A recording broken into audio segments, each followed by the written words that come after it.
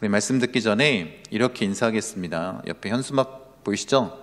길쌈교회는 생각이 아니라 삶을 나누는 것입니다. 우리 이렇게 함께 인사하겠습니다.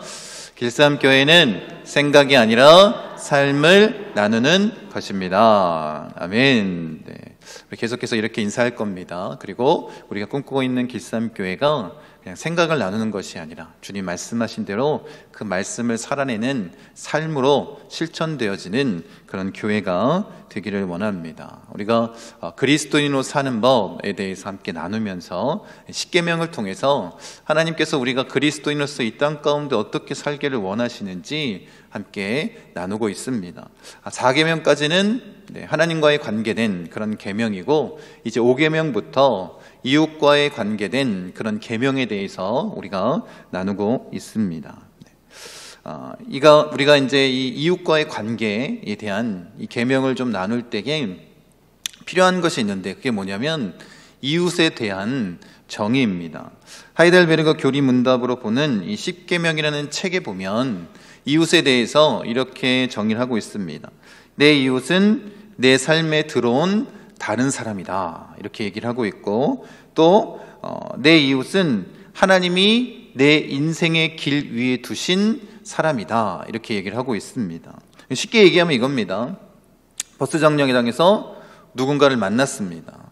우리가 알지 못하더라도 그렇게 우리가 만나고 또 바라보고 내 곁에 있는 사람이라면 이웃이 될 수 있다는 거예요. 또 뿐만 아니라 가장 가까이 있는 가족이 될 수도 있고, 또 친척이 될 수도 있고, 친구도 될 수 있고, 또 학교에서 같이 공부하는 자들, 또 일터에서 함께 일하는 동료가 될 수 있습니다. 그리고 길 반대편에 서 있어서 우리의 경쟁 상대로 서 있는 자들도 우리의 이웃이 될 수 있습니다. 그리고 바로 교회, 바로 옆에 있는 이분들, 함께 믿음의 권속이라고 얘기하는 우리 모두가 다 이웃이 될 수 있는 것 아니겠습니까? 그래서 사실 이 이웃과의 관계는 굉장히 우리의 삶에 밀접하고 너무 이해관계가 깊이 있게 얽혀있는 사람들일 수도 있습니다. 어쩌면 너무 밀접해서 우리가 위협을 느낄 수도 있습니다. 이 이웃 때문에 내가 지원한 대학에 들어가지 못할 수도 있고, 또 이 이웃 때문에 내가 원하는 직장에 떨어질 수도 있습니다. 그러니까 이 사람의 이익과 내 이익이 계속해서 충돌할 수 있습니다. 어쩌면 우리의 삶의 자리를 위협하는 사람이 바로 우리의 이웃일 수도 있다는 것입니다. 그러니까 이 이웃이 나에게 그저 좋은 사람일 수도 있지만 반대로 나의 삶을 위협하는 그런 사람이 될 수 있습니다. 그래서 우리는 이런 이웃들 앞에 아주 친절하게, 아주 점잖게 말을 곱게 이야기를 합니다. 안녕하세요. 식사하셨습니까? 잠은 잘 주무셨습니까? 옷 새로 샀나 봐요. 참 이쁘네요. 머리 어디서 하셨어요? 컬이 잘 나왔습니다. 이런 얘기를 아주 점잖게 얘기할 수 있습니다. 그런데 속으로는 마음이 어때요? 속으로는 영 마음에 들지 않습니다. 미워하는 마음, 또 시기하는 마음, 꼴도 보기 싫은 마음이 가득 차 있습니다. 이런 이웃들이 우리 가정에 있을 수 있고, 학교에 있을 수 있고, 일터에 있을 수 있고, 교회에 있을 수 있다는 것입니다. 그런데 성경은 이런 마음을 품는 사람들이 다 살인자다라고 말씀하십니다. 우리 본문 말씀에 보면 그 형제를 미워하는 자마다 살인하는 자니, 이렇게 말씀하고 있지 않습니까? 그 형제를 미워하는 것 자체가 바로 살인하는 죄다라고 주님이 말씀하시는 것입니다.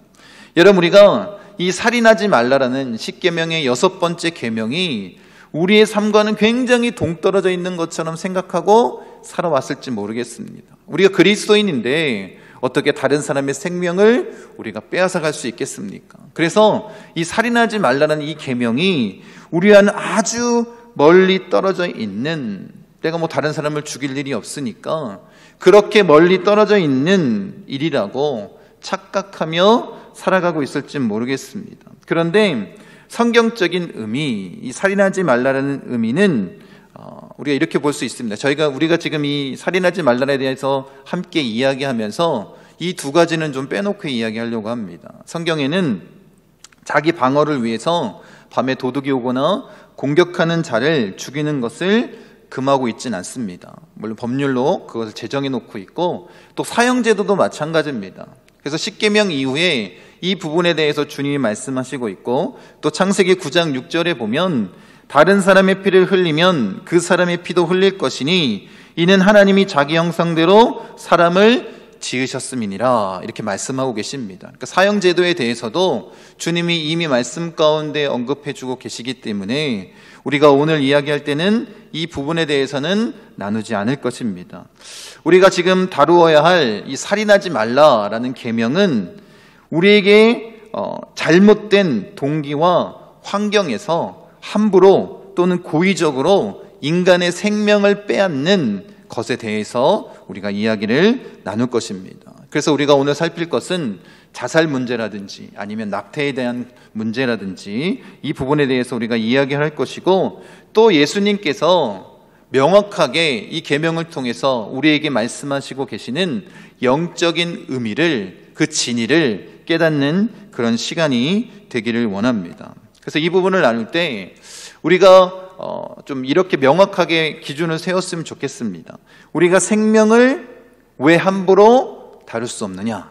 왜 이 생명이 신성한 것이냐? 이 부분에 대해서 좀 우리가 짚고 넘어가기를 원하는데 첫 번째 이 생명이 신성한 이유는 하나님의 선물이기 때문입니다. 오직 하나님만이 우리에게 생명을 주실 수 있는 것 아니겠습니까? 선물로 우리에게 주셨습니다. 그리고 그 생명을 거둬가실 수 있는 분도 하나님밖에 없다라는 것입니다. 그 하나님이 가지고 계신 주권입니다. 그 주권을 우리가 침해했을 때 이것은 아주 심각한 죄가 되는 것 아니겠습니까? 두 번째로 인간은 하나님의 형상을 지닌 존귀한 존재이기 때문입니다. 하나님께서 그렇게 하나님의 형상대로 창조하신 것 아니겠습니까? 그런데 우리가 임의대로 그 하나님의 형상을 일그러뜨린다면 이것이 바로 죄가 되는 것 아니겠습니까? 그래서 이 두 가지를 기억하면 인간의 생명이 얼마나 존귀한 것인지 이 세상에서 가장 귀하고 신성한 것임을 우리가 알아야 되는 것입니다. 그래서 그 생명을 끝내거나 종말을 명령하실 수 있는 분은 누구밖에 없다고요? 하나님밖에 없음을 우리가 마음 가운데 새겨야 됩니다. 그래서 우리가 집중적으로 살펴보고 나누기 원하는 이 낙태의 문제도 그렇습니다. 이 살인하지 말라는 범주에 이 부분이 들어가고 있습니다. 저는 어쩔 수 없는 상황에서 낙태하는 것에 대해서 이야기를 하는 것이 아닙니다. 여러분 대부분의 사람들이 대한민국에서 일어나고 있는 이 낙태가 왜 일어나고 있습니까? 여러분 너무나도 잘 알고 있지 않습니까? 우리나라에서 이제 안타깝게도 여성의 자기 결정권을 침해한다는 이유로 헌법재판소에서 2019년 4월 11일 날 헌법 불일치 판결을 받았습니다. 그리고 낙태죄는 이제 2021년도 1월 1일부터 그 효력을 잃게 됐습니다.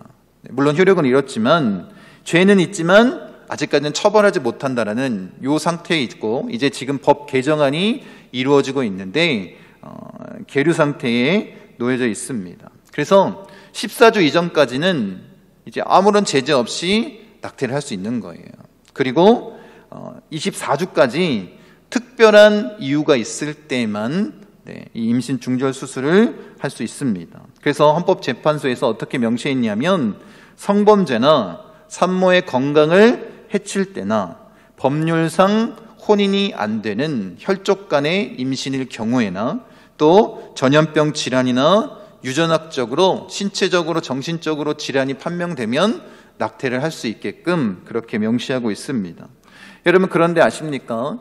이 낙태죄가 폐지되기 전에도 강남이나 번화된 도시의 한복판에 가면 이 낙태를 버젓이 행하는 산부인과가 질비하게 늘어서 있었습니다. 여러분 이 문제를 놓고 깨어있는 산부인과 의사들이 법 개정을 할 때 우리가 이 임신 중절 수술을 거부할 수 있는 권한을 달라라고 이야기를 하고 있습니다. 의사들이. 이유가 뭐냐면 22주가 넘어가면 이제 기술이 발달돼서 모체를 떠나서 태아 스스로 생존할 수 있다는 거예요. 그리고 22주가 지나면 인간이 느낄 수 있는 그 모든 근접한 통증을 다 느낄 수 있다는 것입니다. 그러니까 생명으로 존중하게 하기 위해서 우리에게도 거부권을 달라 법 개정할 때 그런 목소리를 내는 깨어있는 의사들이 있습니다. 여러분, 우리는 그리스도인입니다. 그리고 하나님의 뜻이 무엇인지 너무나도 잘 알고 있습니다. 태아라 할지라도 독립된 하나의 인격체 아니겠습니까? 그래서 그 생명을 존중해야 되고 그것을 지켜야 되는 것 아니겠습니까? 두 번째 민감한 문제가 자살에 대한 문제입니다. 스스로 생명을 끊는 것, 그 하나님의 그 주권을 스스로 깨트리는 것 아니겠습니까? 그런데 이 자살 문제는 어쩌면 대한민국에서 가장 심각한 문제로 지금 부각되어지고 있습니다. 목회 데이터 연구소의 제113호 2021년 자살 통계에 대한 이 보고서에 따르면 여러분이 잘 아는 것처럼 OECD 국가 중에서 우리나라가 자살률 1위입니다. 그리고 평균 자살률의 2배 이상 되는 그런 높은 수치에 있는 나라가 바로 우리나라입니다. 이것이 우리나라의 현실입니다. 또 코로나 이후에 자살에 대한 생각이 지금 2.4배나 증가됐다고 합니다. 그리고 20대에서 자살률이 13%나 증가했다라고 말하고 있습니다. 특히 여자보다 남자의 자살률이 높은데 이 남자가 자살하는 이유 대부분이 이제 경제적인 문제이고 나이가 65세 이상 되면 이 자살률이 급격히 상승한다고 합니다. 남자의 경우에는 70세 이상의 남자들, 이 자살률이 굉장히 높아지고 있음을 이야기하고 있습니다. 그리고 10대부터 30대까지의 사망 원인 이후의 1등이 항상 자살입니다. 10대부터 30대까지. 이것이 얼마나 심각한 문제이겠습니까? 뿐만 아니라 청년 중 4명 중 1명이 이 자살에 대한 생각을 품고 살아가는데 대한민국 실정입니다.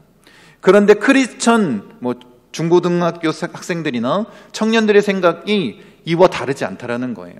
4월 달에 조사를 했는데 크리스천 중고생 청년들의 자살 충동률이 27%나 된다고 합니다. 믿는 자들이 그렇다라는 거예요. 이것이 얼마나 심각한 문제이겠습니까? 그리고 자살을 시도했던 3분의 1 이상 되는 사람들이 왜 자살을 시도했냐라고 물어보니까 나를 좀 도와달라고, 그것을 나타내기 위해서 자살을 시도했다라고 이야기를 하고 있습니다. 그리고 이 자살 사망자 유족들에게 조사를 해봤는데 94%나 되는 사람들이 자신이 자살할 것에 대한 그런 모습을 이미 암시하는 행동들을 다 했다라는 것입니다. 그런데 그렇게 많은 암시가 있었음에도 불구하고 어떻게 해요? 사람들이, 가족들이 그것을 깨닫지 못하고 그런 어려움을 당하게 한 것 아니겠습니까? 여러분, 제가 이 말을 좀 구체적으로 이야기를 했는데 이유가 뭐냐면 그만큼 이 자살이 아주 심각한 문제를 나타내고 있다는 것입니다. 자살하는 그 당사자뿐만 아니라 유가족들의 3분의 2 이상이 중증 이상의 우울증을 경험하거나 아니면 심각한 우울증 상태에 빠진다라고 얘기합니다. 그리고 93% 이상이 정서적인 변화가 일어났다라는 거예요. 여러분, 이렇게 심각한 일 아니겠습니까? 여러분, 이것이 죄임을 하나님이 기뻐하시지 않는 것을 우리가 알았다면 적극적으로 우리가 이것을 막아야 되는 것 아니겠습니까? 여러분, 그렇게 이 심각한 죄를 아무렇지도 않게 버리고 있는 그런 대한민국 되어버렸습니다. 얼마나 안타까운 일입니까? 여러분, 자살하는 것도 문제지만 자살하게 만드는 사회가 더 심각한 것 아닙니까? 단적인 예를 들자면 이것입니다. 사람들이 나만 아니면 된다는 식으로 아무렇지도 않게 쓰레기 같은 말을 내뱉습니다. 그래서 잘 아시겠지만 연예인들이 이 인터넷에서 익명성을 가장해서 이 연예인들에 대해서 테러하고 그 악플을 통해서 자살하게 되는 경우가 굉장히 많았습니다. 그래서 이제 포털 사이트에서 개인적인 연예인을 향한 댓글을 달 수 없게 다 막아뒀습니다. 여러분, 이 그리스도인으로서 사는 법, 이 6계명이 아직도 우리와 아주 멀리 떨어져 있는 그런 계명처럼 인식되어지십니까? 여러분, 우리는 예수님이 뭐라고 이 계명에 대해서 말씀하고 계시는지, 이 살인하지 말라는 이 계명을 통해서 우리가 어떻게 깨닫고 영적으로 이것을 지켜나가기를 원하시는지 오늘 우리가 좀 깊이 있게 다루길 원합니다. 이 자살 문제, 이 살인에 대한 문제가 얼마나 심각한지 우리가 알게 되지 않았습니까? 그렇다면 이제 이것을 주님이 주신 말씀으로 깨닫고 이겨내는 자가 되기를 원합니다. 여러분, 예수님이 뭐라고 말씀하셨는지 그 부분에 우리 초점을 맞춰서 이야기를 나누길 원하는데, 예수님께서는 그리스도인으로서 살아가는 것, 천국을 소유하기 위해서는 이렇게 말씀하십니다. 서기관이나 율법에 대해서 가르치는 서기관이나 그 율법을 잘 지키는 바리새인들보다 더 나아야 된다고 말씀하고 있습니다. 여러분, 그리스도인의 삶은 과거의 율법에 매여 있는 그 삶을 뛰어넘어 주님이 원하시는 율법의 완성된 모습으로 우리가 살아가길 원하시는 것입니다. 그것이 주님의 뜻 아닙니까? 그러면서 이렇게 말씀하십니다. 제가 읽어드릴게요. 마태복음 5장 21절부터 22절입니다. 옛사람에게 말한 바 살인하지 말라, 누구든지 살인하면 심판을 받게 되리라 하였다는 것을 너희가 들었으나 나는 너희에게 이르노니 형제에게 노하는 자마다 심판을 받게 되고 형제를 대하여 나가라 하는 자는 공회에 잡혀가게 되고 미련한 놈이라 하는 자는 지옥불에 들어가리라. 이렇게 말씀하십니다. 주님이 뭐라고 말씀하신 거냐면, 너희가 살인하지 말라는 이 계명을 듣지 않았냐? 서기관과 바리새인들도 잘 지켜 행한다. 그런데 그리스도인으로서 살아내려면 어떻게 하라는 거예요? 형제에게 노하는 자마다, 까닭없이 분노하는 자나, 아니면 라가라고 말하는, 이 라가는 어떤 의미냐면 텅 빈 머리, 바보라는 뜻입니다. 그렇게 놀리는 거예요. 그런데 당시에 어떤 비난이었냐면 너는 살아있을 가치조차 없다 라는 그런 비난입니다. 그렇게 조롱하는 것입니다. 이렇게 말하거나 아니면 미련하다라고 욕하는 자의 그 형벌, 죄가 가볍지 않다라는 것입니다. 지옥불에 던져지게 될 것이다 라고 주님이 말씀하시는 건 아니겠습니까? 왜 이렇게 말씀하십니까? 우리의 분노나 미움이나 비난이나 욕하는 것이 그것을 듣는 사람으로 하여금 죽음으로 이끌어갈 수 있기 때문에 아니겠습니까? 여러분, 그래서 이 모든 것이 다 살인하는 죄와 동일하다라고 주님이 말씀하시는 것입니다. 여러분, 우리가 뭔 심각한 말을 했다고 아무렇지도 않은 말에 아무렇지도 않게 그렇게 던져진 그 말 때문에, 또 우리가 던진 돌 때문에 개구리는 막아져 죽는다는 얘기가 있지 않습니까? 마찬가지입니다. 우리는 아무렇지도 않게 얘기하지만 그 한마디가 비수가 되어서 그 생명을 앗아갈 수 있는 것 아니겠습니까? 여러분, 자살하는 사람들을 뭐 대단한 이유가 있어서 자살하는 거 아닙니다. 그런 사람들은 극히 소수입니다. 여러분, 우리가 정말로 그 사람들의 마음을 무너뜨리게 하는 단초를 제시했다면 이것이 뭐와 같다라는 거예요? 살인죄와 같다라고 주님이 말씀하시는 것입니다. 여러분, 한번 생각해 보십시오. 가정에서 아버지가 술을 마시고 폭언과 폭행을 행한다고 한번 생각해 보십시오. 이게 살인죄입니까? 아닙니다. 그런데 그것을 당하는 부인이나 자녀들, 그들의 마음 가운데 이 고통이 너무나도 심각해서 죽고 싶다라는 마음을 품게 한다면 이게 살인죄가 아니겠습니까? 자녀들도 마찬가지입니다.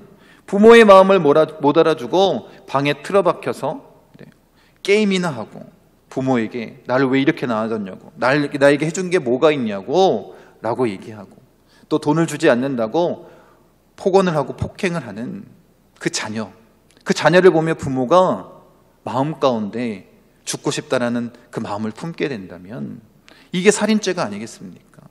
교회 안에서도 마찬가지입니다. 주 안에서 우리는 하나고 사랑하는 그런 지체라고 말하고 있는데 나의 말 한마디, 행동 한마디, 그 행동 하나로 그 사람의 마음 가운데 심려를 끼치고 혹시 그런 마음을 품게 했다면 그것이 다 살인죄와 버금가는 죄악이라고 주님이 말씀하시는 것입니다. 여러분, 주님이 분명하게 우리에게 그 기준을 제시해 주시고 지금 말씀해 주고 계십니다. 여러분, 우리가 한 말과 행동, 이 비난과 조롱 섞인 그 공격이 살인죄가 된다라는 것입니다. 여러분, 우리가 이 기준으로 여러분의 삶을 한번 돌이켜 보십시오. 오늘 하루, 아니 한 주간의 삶을 한번 돌이켜 보십시오.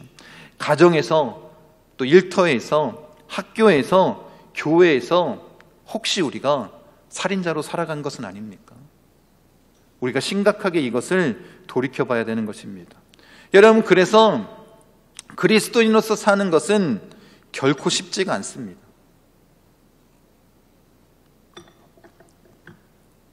바울이 고린도 전서 11장에 여자들이 예배포를 쓰는 문제에 대해서 이야기를 하고 있는데, 바울이 갈라디아서 3장 28절에 이렇게 얘기합니다. 당시 사회에 첨예하게 대립하고 있는 그런 사람들에 대해서 이렇게 얘기합니다.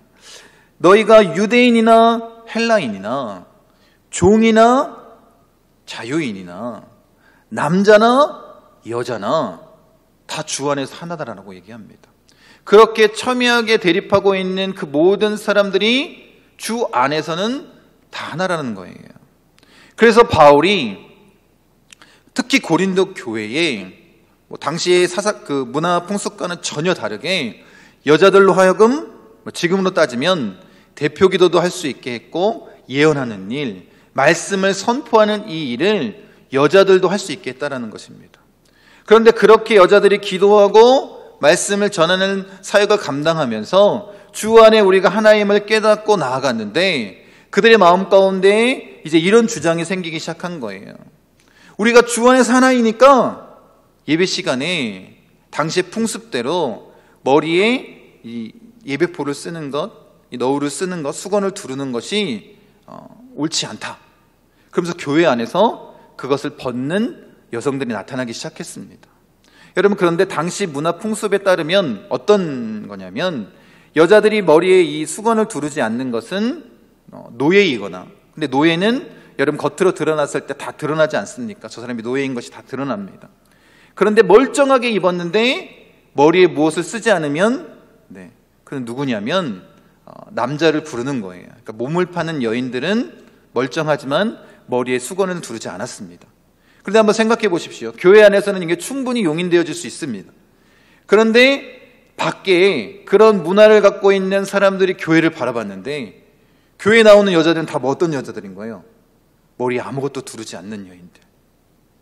그런 여인들의 집단이라고, 몸을 파는 여인들의 집단이라고 비난하지 않겠습니까? 그렇게 되면 어떻게 돼요? 교회가 가지고 있는 하나님의 비전, 그 믿지 않는 자들을 주님께로 인도하는 것에 걸림이 생기는 것 아니겠습니까?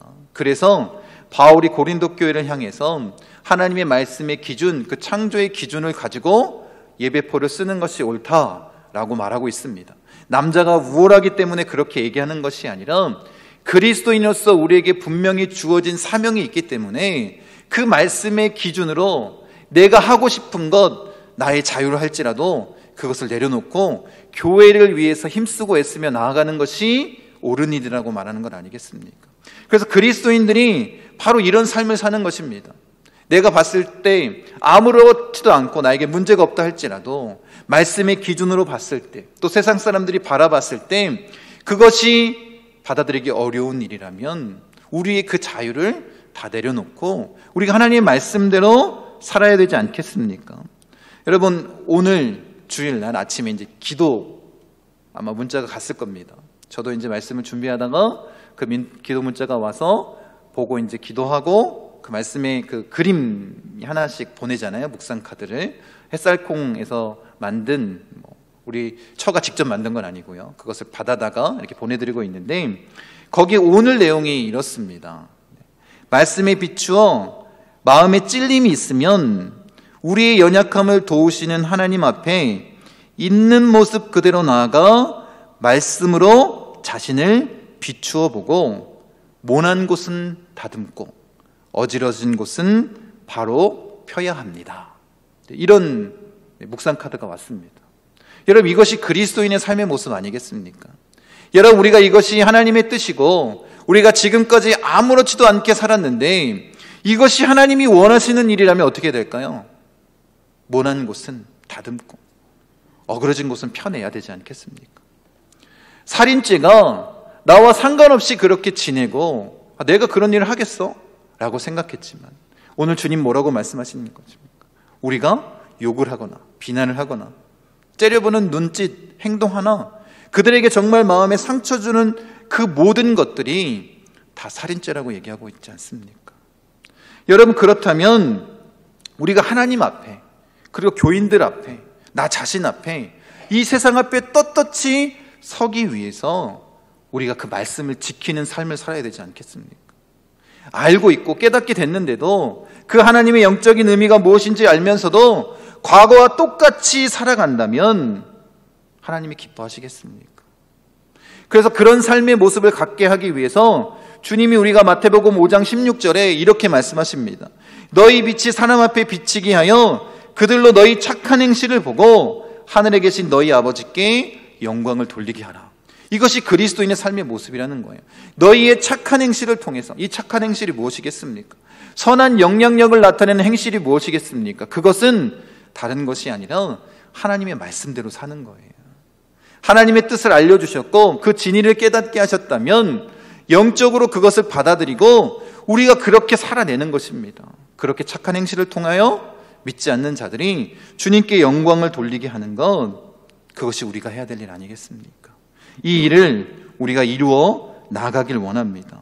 여러분, 주님이 직접 말씀하신 거예요. 직접 사람을 죽이는 일뿐만 아니라 우리의 말과 행동으로 그렇게 다른 사람에게 상처를 주는 것조차도 살인하는 죄와 동일하다라는 것입니다.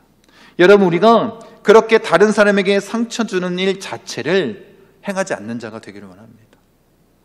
아무렇지도 않게 그렇게 행하는 것이 아니라 우리가 혹시 실수할 수 있다면 반드시 그 사람에게 찾아가 우리의 죄를 고백할 수 있기를 원합니다. 그것이 주님이 원하시는 일 아니겠습니까? 여러분, 우리의 죄에 대해서 모르고 살아간다면 이것보다 더 큰 죄는 없습니다. 여러분, 뉴스나 이런 곳에 보면 자신의 죄에 대해서 아무런 반성의 기미가 없는 자들이 있습니다. 부녀자들을 살해해 놓고 딸을 잃은 유족 앞에, 또 엄마를 잃은 자녀들 앞에 아무렇지도 않게 여기며 웃고 또 떠드는 모습을 보여주고 있습니다. 마치 자신이 이런 살인을 저지른 것을 자랑하듯이 이야기하는, 또 드러내는 그런 뉴스를 접하게 된다면 여러분, 마음 가운데 어떤 생각이 드십니까? 대한민국을 다 공분시킨 것 아니겠습니까? 뿐만 아니라 학교 폭력으로 자녀가 죽었는데 그 가해자들이 아무렇지도 않게 웃고 떠들고 또 이야기하고 또 자기 아들에게서 빼앗은 그 옷을 아무렇지도 않게 걸치고 TV에 나와 있는 그 모습을 보면서 여러분, 어떤 생각을 하고 계십니까? 자신이 지은 죄가 무엇인지도 모르는 그들을 향해서 여러분, 어떤 마음을 품고 계십니까? 여러분, 예수님이 지금 우리에게 이렇게 말씀하시는 것 아니겠습니까? 혹시 우리가 저지른 죄가 무엇인지도 모르는 것, 이것이 가장 큰 죄라고 우리에게 말씀하시는 것은 아니겠습니까? 여러분, 우리가 이전에 어떤 모습으로 살았는지 그것은 중요하지 않습니다. 우리가 하나님의 말씀을 알게 되고 깨닫게 됐다면 이제 지금부터 그것을 변화시켜 나가는 것, 그것이 그리스도인의 모습 아니겠습니까? 여러분의 삶의 모습을 한번 돌이켜 보십시오. 진짜 목숨을 빼앗아야 살인자가 아닙니다. 살인죄가 아닙니다. 우리가 그 심령을 상하게 했다면 그것 자체가 주님은 살인죄라고 말씀하시는 것입니다. 여러분, 어쩌면 우리는 이런 훈련 과정을 계속해서 겪고 있는 것 같습니다. 서두에 이웃이 어떤 사람이라고 얘기했어요? 이웃은 우리의 이익을 빼앗아 갈 수 있는 그런 존재들입니다. 그 사람 때문에 학교에 떨어질 수 있고 직장에 떨어질 수 있고 우리가 하는 장사가 잘 안 될 수도 있습니다. 그런 모든 자들을 하나님께서는 우리의 이웃으로 보내주신 거예요. 그들을 향해서 여러분, 어떤 마음을 품고 계십니까? 미움과 시기, 질투하는 마음으로 그들을 계속해서 바라보고 있습니까? 예수님 뭐라고 말씀하세요? 원수를 할지라도, 정말 미운 사람이라 할지라도 주님이 우리에게 사랑하신 그 사랑의 모습으로 뭐 하라는 거예요? 사랑하고 섬기라고 말씀하신 것 아닙니까? 여러분, 우리가 그런 모습으로 나아가길 원합니다. 그런데 그것을 깨닫지 못하고 미움과 비난과 조롱으로 가득 차 있다면 그것이 바로 지옥불에 떨어지게 되는 그런 죄악이라고 주님이 말씀하시는 것입니다. 여러분, 우리가 귀담아 듣기를 원합니다. 여러분, 우리도 이 살인하지 말라라는 이 6계명의 죄를 범할 수 있다는 것입니다. 여러분, 그래서 예수님께서는 이 죄악을 우리로 하여금 이겨내게 하기 위해서 미리 우리에게 본을 보여주셨습니다. 우리를 이 문제에서 구원하신 거예요. 예수님께서 십자가에서 죽으심으로 말미암아 음부의 권세에 넘겨지셨습니다. 예수님이 사탄을 뭐라고 정의했냐면 처음부터 살인한 자고 거짓의 아비다라고 말씀하고 계십니다. 여러분, 우리의 생명을 건지시려고 친히 살인자의 수중으로 들어가셨습니다. 그리고 여러분 잘 아시는 것처럼 십자가에서 달려 죽는 죄인은 살인죄에 버금가는 죄를 범한 자들 아닙니까? 그 살인자의 수중에 예수님께서 친히 살인자가 되셔서 그 십자가를 지신 것입니다. 우리의 모든 죄를 사하시기 위해서. 여러분, 그런데 그 뒤로도 수많은 살인자들이 줄을 잇고 있는 것 아닙니까? 바로 우리가. 그렇게 주님의 보혈의 피를 계속해서 흘리게 하는 것은 아닙니까? 여러분, 저와 여러분들이 이런 살인자일 수 있다는 것입니다. 하나님과 이웃을 미워한 자이고 또 그런 마음을 품고 나아감으로 말미암아 이 살인죄를 범한 자들 아닙니까?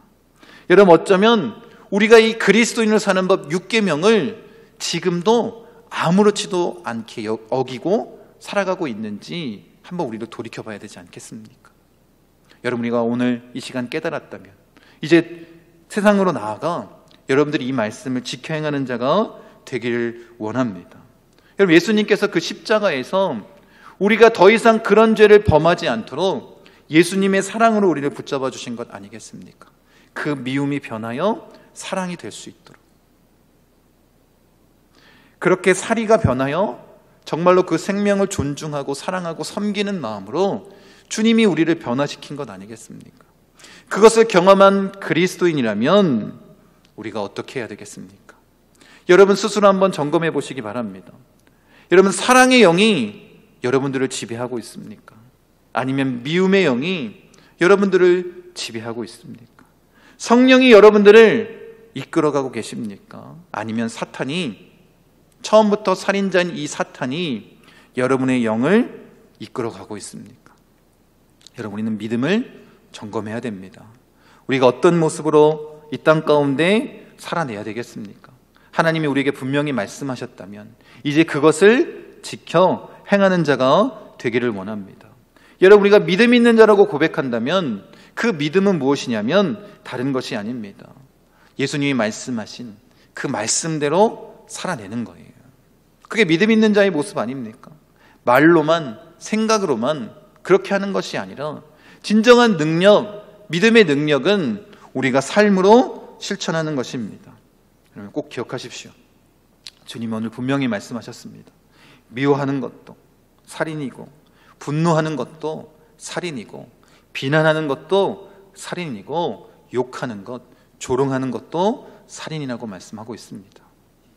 여러분, 혹시 정말 그것을 잘 지켜야 할 교회 안에서, 또 가정 안에서, 여러분의 일터 안에서, 학교 안에서 이런 죄를 범하고 있는 것은 아닙니까? 우리가 다시 한번 돌이켜보고 진짜 주님의 뜻대로 살아가는 자가 되길 원합니다. 여러분, 그리스도인으로서 사는 법을 나누는 것은 결코 쉬운 마음이 아닙니다. 그런데 여러분 꼭 기억하십시오. 이것을 지켜 행할 때 그리스도인이라고 말할 수 있는 것입니다.